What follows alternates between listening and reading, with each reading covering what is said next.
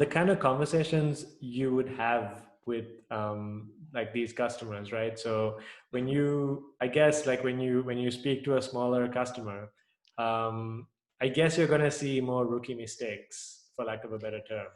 Well, you'd think Or that.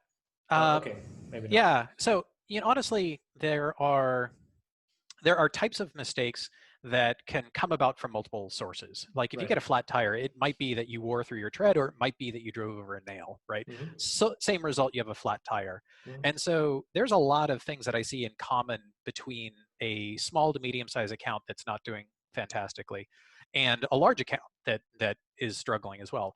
The struggles are obviously at a different scale, and one might be more complex in terms of just the sheer size and complexity of the account, but the kinds of mistakes that manifest can be the same whether it's from naivete or a lack of attention, and the result is the same either way. What kind of mistakes do you see that's very common? That's really curious.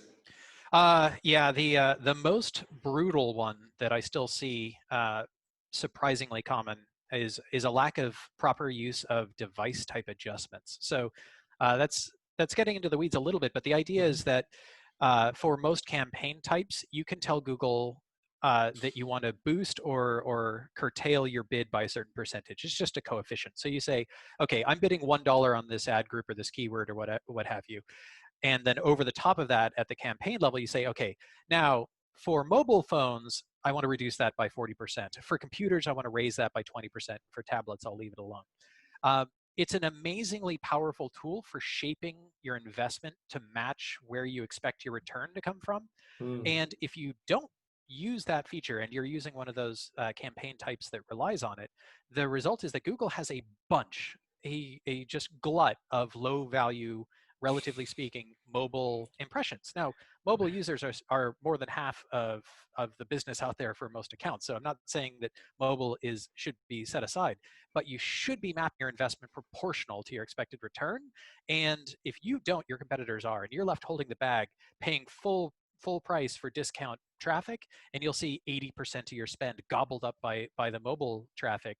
Meanwhile, the computer traffic, which will generally still convert far more effectively than mobile for most sites, is drops down to 10 or even less percent of the total budget, which is not in the customer's, in the Right. client's best interests, and not like in the shopper's best interests either. So um, the good news and bad news is that Google's built-in bid management systems Hmm. aren't too bad at that piece, but there's still more cases where I'd prefer to take manual control than hand it over, and that's just because we can take into account different kinds of context than a machine learning system can be trained around quickly. So, like everything in the past 6 weeks, for example, Right.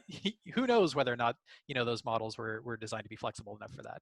Yeah, I mean, when you were talking about this, I was just thinking I guess it comes down to a question of priorities, right? Because obviously one of the priorities for Google is to help you sell more, so you keep spending money with them. But the number Right. one priority is obviously to move as much inventory, which is views, as possible. So if they've got a whole bunch of views of mobile clicks which they're not able to sell, if they can get you to buy some of that, that's going to make them a lot happier. Yeah, that's exactly right. They're happy to mix a bunch of gristle into the sausage. So I guess our job right now, at least like what you do, is like get rid of that gristle, Yeah, or at least make sure that we're paying minimize it. appropriate to its actual value. Right. Hot dogs are still a profitable segment of the overall meat market, even if we're also trying to Not sell depending on filet hot mignon. dogs. Any other mistakes that like really raise your eyebrows? Um, the over reliance on those automated systems. Google Like the definitely smart campaigns? yeah. So Google pitches those as hands off, and they're as close as I've seen. Hmm. But when they do drop the ball, it's rather considerable. So the trouble is that you also end up not taking a look at the other kinds of optimization you can be doing. Hmm. Um, the bid optimization within those really depends on how closely your data fits the types of models that they're designed. So the more data you have, the easier those smart campaigns have it with trying to optimize to hit your target.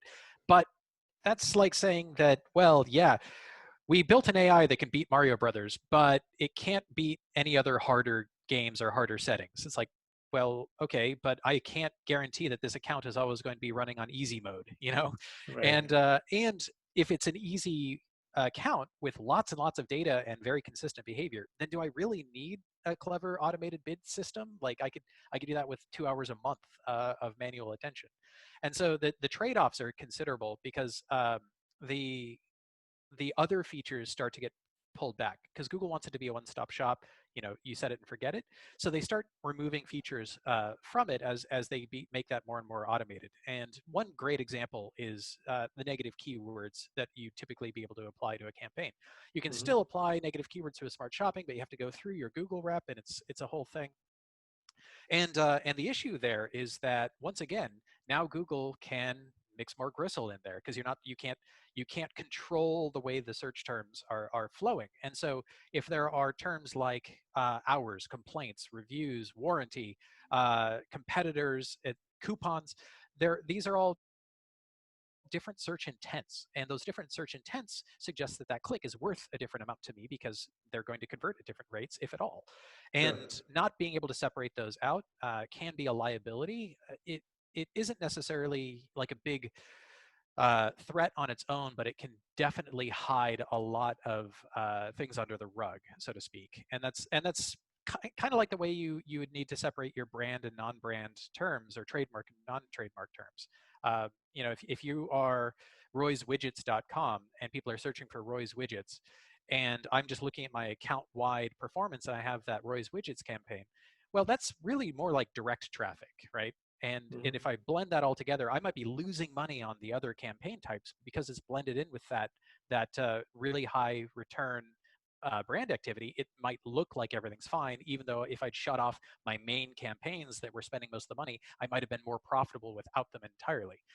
Similar, if smaller issues are true anytime you can't get behind the curtain. And so that's the kind of risk. We still use smart shopping in some campaigns, but we definitely treat it as just one tool in the toolbox, and we will typically try and do some sort of like geo split test to see whether or not it can take advantage of Google's Right. proprietary data better than we can take advantage of the client's